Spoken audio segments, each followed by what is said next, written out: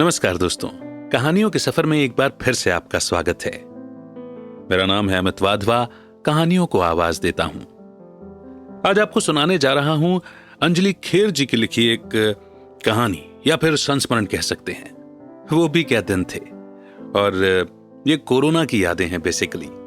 हाँ, एक साल ऐसा आया हमारे जीवन में जिसने काफी उथल पुथल मचाई, और वापस मुड़कर देखने पर लगता है कि कहां चला गया। बहरहाल हर एक की अपनी अपनी यादें और अपनी अपनी यादगार हैं। आइए शुरू करते हैं वो भी क्या दिन थे। उम्मीद करते हैं कि आप कनेक्ट बैठाएंगे। साल भर से पढ़ाई में व्यस्तता के चलते हमने छोटी बेटी अंशिता के 12वीं की परीक्षा का टाइम टेबल आते ही कुछ दिनों के वेकेशन का प्लान बना रखा था। इसी बहाने बेंगलोर में MBA कर रही बड़ी बेटी अंतरा से मिलना और पूरे परिवार के साथ रहना और थोड़ी आउटिंग भी हो जाएगी। हमारा 21 मार्च 2020 को भोपाल से बेंगलोर और फिर केरल जाने का फ्लाइट का रिजर्वेशन हो चुका था। छोटे छोटे सामान की लिस्ट बनने से लेकर थोड़ी बहुत पैकिंग भी शुरू हो गई थी। पर दुर्भाग्यपूर्ण रहा कि 15 मार्च के बाद तो देश ही नहीं सारी दुनिया में अफरा तफरी का माहौल बन पड़ा था। कोरोना महामारी के दिन दुगनी और रात चौगनी गति से बढ़ती गति ने न केवल वेकेशन प्लान पर पानी फेर दिया, साथ ही अंतरा की सुरक्षा को लेकर मन को चिंतित भी कर दिया था। 17 मार्च शाम 7 बजे उसका फोन आया कि बेंगलोर में भी कर्फ्यू लग गया है और कॉलेज 8 दिन के लिए बंद होने का ऑर्डर आ गया है। सारे बच्चे तत्काल रिजर्वेशन करवाकर निकल रहे हैं। सुनकर मेरी धड़कनें और भी तेज हो गईं। बेंगलोर इंटरनेशनल एयरपोर्ट होने से फ्लाइट से आना बहुत रिस्की था। सो पति ने बेंगलोर से आने वाली गाड़ियों में रिजर्वेशन की स्थिति टटोली। पता चला कुछ ट्रेनें रद्द हो गई हैं, तो बाकी में रिजर्वेशन फुल चल रहा है। अंतरा बोली कि उसकी रूममेट जो कि भोपाल की ही है, उसके पापा रेलवे में हैं, वो कुछ अरेंजमेंट कर रहे हैं। पटरा को सुबह अंतरा को फोन लगाया तो हमेशा की तरह कवरेज एरिया के बाहर बता रहा था। मैंने व्हाट्सएप कॉल किया तो वो बोली कि नेटवर्क ही नहीं मिल रहा है, जो भी बात करनी हो व्हाट्सएप मैसेज पर ही करेंगे। उसने बताया कि 20 मार्च को RAC रिजर्वेशन अवेलेबल है और जहां तक 20 को ही वो और उसकी रूममेट भोपाल के लिए निकलेंगे। कोरोना तेजी से पैर पसार रहा था। दहशत भरे माहौल में बेटी के सुरक्षित घर लौटने में 3 दिन का इंतजार करने का ख्याल भी दिल पर पत्थर रखने जैसा था। नेटवर्क की समस्या के चलते उससे बात भी नहीं हो पा रही थी। दिन तो ऑफिस में कट गया, शाम थी कि कांटे नहीं कट रही थी। खाना तो बनाया पर बस खाने की रस्म पूरी करने के लिए ही, पर सबने नाम भर को खाया।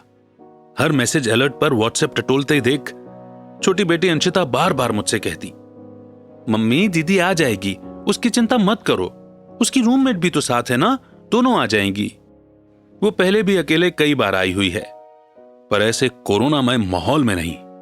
मास्क लगाने, हाथ धोने और सोशल डिस्टेंसिंग को वो सीरियसली लेगी भी कि नहीं, उसका बचपना तो खत्म ही नहीं होता। हर चीज को लाइटली लेती है वो। यही सोच सोच कर दिल था कि बैठा जा रहा था। रात आंखों ही आंखों में कटी। हमेशा से ही देर रात पढ़ाई के लिए अंशिता जागती और अगले दिन जो भी खाने का मन करता चिट पर लिखकर प्लेटफॉर्म पर रख दिया करती। उस रात भी उसने चिट लिख छोड़ी थी। सुबह उठकर मैं किचन में पहुंची तो देखा प्लेटफॉर्म पर एक चिट रखी थी जिसमें लिखा था, मम्मा आज आलू के पराठे, टमाटर की चटनी और सिमई की खीर बनाना। और उसने साथ में हमेशा की तरह बड़ा सा हार्ट का साइन भी बनाया था। पढ़कर बड़ा आश्चर्य हुआ कि हेल्थ कॉन्शियस अंशिता ऐसी चीजों की डिमांड कैसे कर रही है। चलो कोई नहीं, उसको खाना है तो फिर यही बना लेती हूं। फटाफट आलू उबालने रखे और खीर और चटनी की तैयारी में जुट गई। इन कामों के बीच 2-1 बार अंतरा को फोन लगाने की कोशिश की, पर फिर वही नेटवर्क प्रॉब्लम। और तो और ऐसा लग रहा था जैसे व्हाट्सएप मैसेज भी तुरंत डिलीवर नहीं हो रहे हैं। ऐसे सुस्त नेटवर्क से मुझे यह सोचकर बहुत खींच छूट रही थी कि बेंगलोर वाले लोकल नंबर पर तो फोन लग जाता था, पर अब यह कैसी नेटवर्क प्रॉब्लम है जो उस नंबर पर भी फोन नहीं लग रहा। दूसरी ओर पति को आराम से चादर ताने रिलैक्स सोते देख मेरा गुस्सा 7वें आसमान पर जा पहुंचा था। मन ही मन बुदबुदाई कि मैं यहां अंतरा को लेकर इतनी परेशान हो रही हूं और इनको देखो, चिंता की एक लकीर नहीं माथे पर, ऊपर से चैन की नींद में सोए हैं। खैर, मैंने पराठे, चटनी और खीर तैयार करके डाइनिंग टेबल पर रखी ही थी कि पति उठकर आए और बोले कि तुम आज मेरा टिफिन मत बनाना, ऑफिस में मीटिंग है, वही नाश्ता मिलने वाला है, तुम बस मूंग की दाल और चावल बना देना मेरे लिए। मुझे बड़ा आश्चर्य हुआ। ये तो कभी बाहर का खाना नहीं खाते, चाहे किसी करीबी पार्टी में जाना हो, घर का दाल चावल सब्जी रोटी खाकर ही जाना उनकी बरसों की आदत थी। फिर आज बाहर के खाने का मन कैसे बना लिया, पता नहीं। आज तो पापा बेटी दोनों ही अजीब सा बिहेव कर रहे हैं। कोई नहीं, मैंने कुकर में मूंग दाल चढ़ाई और ऑफिस की तैयारी में लग गई। फिर गर्मा गर्म चावल बनाकर पति को सर्व किया। 10 बजे तैयार होकर स्कूटी से ऑफिस की ओर चल पड़ी। ऑफिस में पहुंचकर भी कोरोना पर ही डिस्कशन। किसी का बच्चा मुंबई में तो किसी का चेन्नई में, किसी का पुणे में। हर एक को टेंशन और सभी अपने अपने बच्चों से संपर्क करने में लगे हुए थे। मैं भी बीच बीच में अंतरा को फोन के लिए ट्राई करती रही, पर हर बार फोन न लगने से निराश हो जाती थी। चाय पीकर अपने टेबल पर रखी फाइलें निपटाने में जुट गईं। काम की व्यस्तता में पता ही नहीं चला कि कब लंच टाइम हो गया। मैं पर्स उठाकर घर के लिए निकल पड़ी। घर पहुंची तो नीचे पति की कार खड़ी देख आश्चर्य हुआ कि ये कैसे घर आ गए। इन्होंने तो ऑफिस में मीटिंग की बात की थी सुबह ही। ऊपर पहुंची तो देखा दरवाजा पहले से ही खुला था, बस लुढ़का हुआ था। अंशिता तो हमेशा दरवाजा बंद करके रखती है, और कौन आया है ये किचन की खिड़की से कंफर्म करने के बाद ही दरवाजा खोलती है। इन्हीं ख्यालों के ताने बाने में खोकर अंदर आई ही थी कि देखा दरवाजे के पीछे अंतरा खड़ी है। सोफे पर बैठे पति मेरा अवाक सा चेहरा देखकर मुस्कुरा रहे थे। मम्मा, कैसा लगा सरप्राइज, कहकर अंशिता खिलखिलाकर हंस पड़ी। अंतरा को देखकर मेरी आंखों से झरझर आंसू बह निकले। अंतरा ने मुझे बाहों में भर लिया। तुम दोनों को पता था अंतरा आ रही है और मुझे बताया नहीं। 2 दिन से मेरी जान ऊपर नीचे हो रही है और तुम लोगों को ऐसे माहौल में भी मस्ती सूझ रही है। अरे मम्मा, परिस्थितियां चाहे जो हो, जहां मौका मिले छोटी छोटी बातों से जितनी खुशी लूट सको लूटते चलो। टेंशन में भला क्या रखा है। देखो मैं आ गई ना सेफली। तुम जानती भी नहीं होगी, मेरी तो रातों की नींद ही उड़ गई थी। तुम्हारा फोन जब नहीं लग रहा था, मुझे हैरान देखकर अंशिता एक बार भी नहीं बोली कि मम्मी दीदी ट्रेन में है, इसीलिए उनका फोन नहीं लग रहा।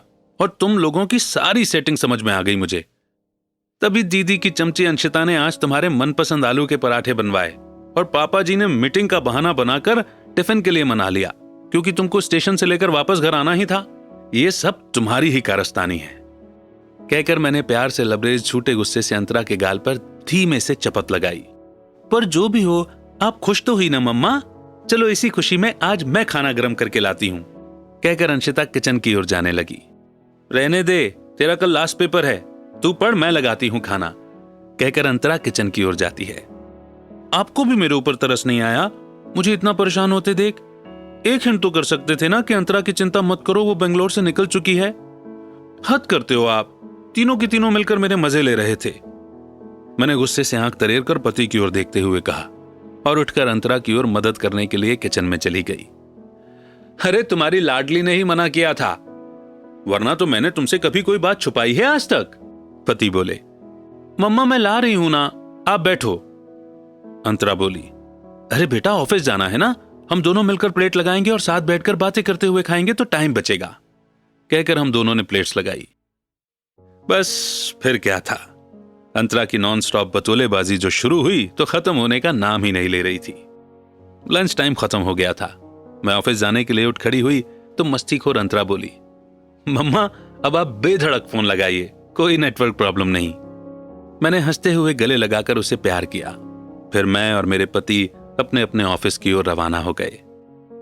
ऐसे कठिन समय में पूरे परिवार का एक साथ हो जाने से मन तसल्ली से भर उठा था। सारी थकान जैसे अंतरा को घर पर देख एक चुटकी में ही मिट चुकी थी। फाइलों पर फाइलें झटपट निपटाकर मैं ऑफिस से निकलते हुए अंतरा के मनपसंद रसगुल्ले, पापड़ी चाट और अंशिता की मनपसंद भेल पैक कराते हुए वापस घर पहुंची। अगले दिन अंशिता का आखिरी पेपर था। अंतरा ही उसे छोड़ने सेंटर तक गई। इसी बहाने उसकी कार चलाने की इच्छा भी पूरी हो गई। अंतरा के रहने से पति का काम बहुत आसान हो पड़ा था, क्योंकि पेपर खत्म होने के बाद उन्हें अंशिता को लेने 20 किलोमीटर दूर नहीं जाना पड़ता। अंतरा ही उसे लेने चली गई थी।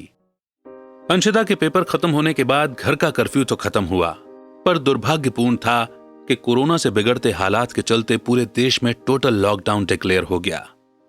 ये तो अच्छा हुआ कि बेंगलोर में पहले ही कर्फ्यू के हालात देख चुकी अंतरा ने हमें सजग किया, तो हमने जरूरी किराना, फल, सब्जियां सब कुछ लाकर रख लिया था। लॉकडाउन शुरू हो चला था।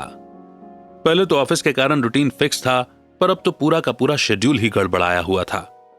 बच्चे तो सारी सारी रात जागकर न जाने क्या क्या धमाल किया करते। सुबह उठकर देखती तो सिंक में भरे झूठे बर्तन जैसे मुंह चढ़ाते थे। मेरा मन झुंझला उठता था। घर के सारे लोग अपनी अपनी सुविधा से सारे काम कर रहे थे। बच्चे तो पूरा समय मोबाइल और लैपटॉप में न जाने क्या क्या करते रहते थे। जिसकी जब मर्जी तब उठता, जब मर्जी तब खाता और बर्तन सिंक में भरता जाता। सबकी मर्जी का खाना बनाने, साफ सफाई करते करते मेरा तो कोई रूटीन रह ही नहीं गया था।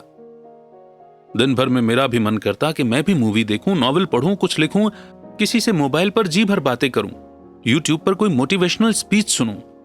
इतने सारे साहित्यिक समूहों से जुड़े होने पर भी उसमें आयोजित लेखन प्रतियोगिताओं में शिरकत करने की इच्छा के बावजूद मेट के न होने से घर के सारे फैलारे समेटते समेटते इतनी थकान होती कि सोचने समझने और कलम उठाने की शक्ति ही न बची होती।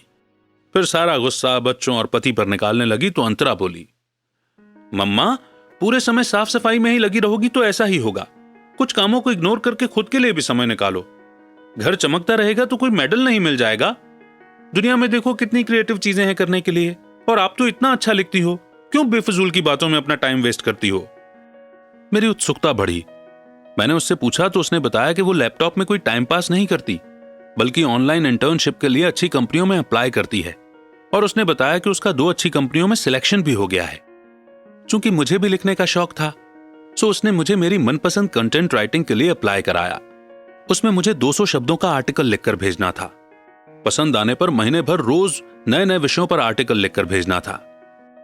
किस्मत की बात यह थी कि मेरा आर्टिकल सिलेक्ट हो गया। इसके बाद तो मेरे लेखन को नई ऊंचाइयां मिलने लगी। मैंने भी 2 इंटर्नशिप ज्वाइन कर ली थी। काम को व्यवस्थित करने के लिए मैंने सबको झूठे बर्तनों को यहां वहां फैलाने की बजाय वॉश एरिया में पानी से भरे टब में डालने के इंस्ट्रक्शंस दे दिए थे। बच्चों को उनका कमरा खुद ही समेटने और पति को धुले कपड़ों की तह करने, बिस्तर समेटने और शाम को दाल में तड़का लगाने की ड्यूटी अलॉट कर दी थी। भाई, सबका साथ हो तभी तो सबका विकास संभव है। सच, कई बार छोटे बच्चे भी जीने की सही राह दिखा देते हैं। जरूरत है तो बस समय रहते अपने ईगो को दरकिनार कर उनको सुनने, समझने और इंटेंशन जानने की। अब हम तीनों मां बेटियों का इंटर्नशिप का दौर शुरू हुआ। अंतरा अपने प्लेसमेंट को ख्याल में रखकर इंटर्नशिप कर रही थी। एक साथ 4 इंटर्नशिप की वजह से कभी कभार उस पर वर्कलोड बढ़ता तो अंशिता उसकी मदद कर दिया करती। वहीं अंशिता अपने इंग्लिश वोकैबुलरी बढ़ाने के लिए कुछ ऑनलाइन कोर्स भी कर रही थी और अंग्रेजी कंटेंट राइटिंग भी। मेरी तो लाइफ ही सेट हो गई थी, क्योंकि न केवल मेरा रूटीन हेल्दी और एनर्जेटिक सा हो गया था, बल्कि लॉकडाउन के बोरिंग से पीरियड का सही यूटिलाइज करते हुए बच्चे सोशल मीडिया पर अपना समय जाया करने के बजाय अपने आप को निखारने में लग गए थे। इस बीच पति ने भी अपना रूटीन व्यवस्थित करने के लिए कैंपस में लगे छोटे छोटे पौधों को पानी देने, गैलरी में चिड़ियों के लिए दाना पानी की व्यवस्था करना और कॉलोनी के व्हाट्सएप ग्रुप में इंटरेस्टेड छोटे बच्चों को मोबाइल पर ऑनलाइन चेस सिखाना शुरू कर दिया था। कोरोना भले ही अपने आप में इस अविस्मरणीय दहशतगर्द सा इतिहास लिख रहा हो, पर इन कड़वी यादों के साथ ही कई सुहानी मद भरी यादें भी गुद गई थी। इस लॉकडाउन के पहले याद ही नहीं कि आखिरी बार कब हम सब परिवार इस तरह बैठे, बोले और बतियाए थे। कल तक तो हम अपने बच्चों को नादान और अल्हड़ ही समझा करते थे, पर इस कोरोना काल ने बताया कि बच्चे उम्र में ही बड़े नहीं हुए, बल्कि अक्ल से भी समझदार हो गए हैं। कभी गैलरी में चाय पीते समय तो कभी शाम में छत पर टहलते अपने ही पड़ोस में पिछले 6 महीने से रहने वाली हेड ऑफिस की कलीग से भी पहली बार इतने इत्मीनान और आत्मीयता से बातें हुई, जो अपने घर परिवार से दूर दूसरे स्टेट में अकेले ही रह रही थी। घर गृहस्थी की छोटी छोटी जरूरतों में की गई हमारी हल्की फुल्की मदद के चलते उनके दिल में हमारी दोस्ती के गहरे रंग कायम हो चले थे। कभी कभार देश दुनिया के हालचाल जानने के लिए दिन में लंबे समय तक न्यूज चैनल खोले रखती तो अंशिता टोक कर कहती, मम्मा, ये सब न्यूज चैनलों का टीआरपी बढ़ाने का ढंग है। इसको देखते रहने से मन में नेगेटिविटी आती है और हासिल कुछ भी नहीं होने वाला। देखना है तो दूरदर्शन पर हेडलाइंस देखो और टीवी बंद करो। बात तो उसने एकदम पते की कही थी। इसी तरह 2-2.5 महीने किस तरह कट गए पता ही नहीं चला। बहुत कुछ सीखा, बहुत कुछ पढ़ा। आज की जनरेशन के साथ समय बिताकर समय के साथ कदम से कदम मिलाकर चलना भी सीखा। अपनी पुराने ढर्रे की सोच को नए सिरे से बुनना भी सीखा। टोटल लॉकडाउन में थोड़ी सी ढील मिलना शुरू हो गई थी। ऑफिस 30% अटेंडेंस के साथ खुलने के आदेश हो चले थे। सारी एहतियातों के साथ में मैंने भी ऑफिस ज्वाइन किया। ऑफिस पहुंची तो मेरे साथ जो मेरी कलीग्स ऑफिस में आई थी, बातों ही बातों में बिखरे रूटीन, बच्चों की उनके भविष्य को लेकर लापरवाही, उनका खुद का बढ़ा हुआ वर्कलोड और शारीरिक मानसिक थकान की बातें शेयर कर रही थी। पर मेरा मन तो कुछ और ही कह रहा था। कोरोना ने हमें जीने के नए गुर तो सिखाए ही, मुश्किलों से हार न मानकर अपने लिए रास्ते खोजना, खुद को पढ़कर निखारने, पढ़ने, चिंतन करने का भरपूर वक्त दिया। अब ये सब कैसे मैनेज करना है भाई, ये तो हमें ही तय करना होगा। आखिर समय के साथ कदम से कदम मिलाकर चलने वाले की ही जीत निश्चित है। तो सुंदर सी कहानी, सुंदर सा संस्मरण और इतनी सारी अच्छी अच्छी बातें सुनकर आई एम डैम श्योर कि आपने भी बहुत कुछ सीखा होगा और आपको ये सब बहुत पसंद आया होगा। अपनी फैमिली मेंबर्स के साथ शेयर कीजिए, इसे बार बार सुनिए, चिंतन कीजिए, क्योंकि बार बार सुनने से ही बातें दिल दिमाग में बैठती हैं, है ना? तो आपके फीडबैक कमेंट सेक्शन में जरूर लिखिए। अंजलि खेर जी के लिए भी जरूर एक सुंदर सा मैसेज लिखिए। आपको हमारी मेहनत कैसी लगती है, आप इसके बारे में भी लिखेंगे तो हमारी हौसला अफजाई होगी। बहुत जल्द एक नए वीडियो, नई कविता, नई स्टोरी के साथ फिर होगी मुलाकात। तब तक रखिए अपना बेहतर ख्याल, सुनते रहिए कहानियों का सफर विद अमित वाधवा। जय हिंद, जय भारत।